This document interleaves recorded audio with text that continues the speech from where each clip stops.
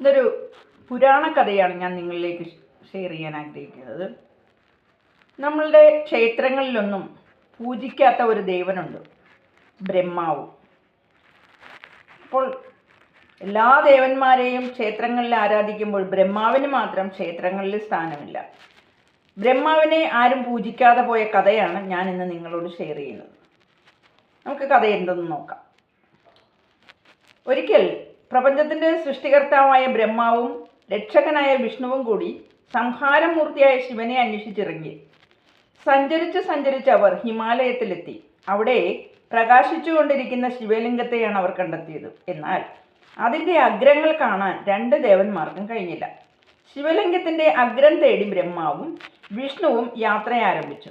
വിഷ്ണു ഭഗവാൻ താഴോട്ടും ബ്രഹ്മാവ് മുകളിലോട്ടുമായി ആ യാത്ര തുടർന്നു. വളരെ കാലം കൊണ്ട് ഒരുപാട് ദൂരം സഞ്ചരിച്ചിട്ടും രണ്ടുപേർക്കും ലക്ഷ്യത്തിലെത്താനായിട്ട് കഴിഞ്ഞില്ല. നിരാശരായ ബ്രഹ്മാവും വിഷ്ണുവും ശിവനെ തപസ് ചെയ്ത് പ്രത്യക്ഷപ്പെടുത്തി.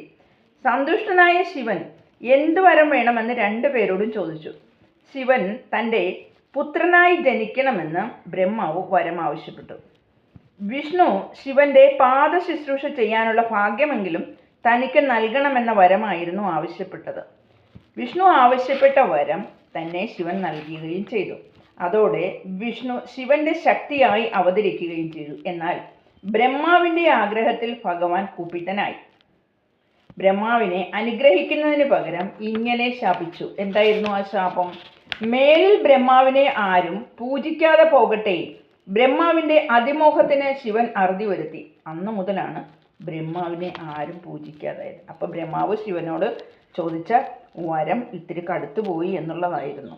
അപ്പോൾ അത്തരത്തിലുള്ള ഒരു വരം ചോദിച്ചപ്പോഴേക്കും അത് ശിവനെ കോപിഷ്ഠനാക്കി മാറ്റി എന്നുള്ളതാണ്.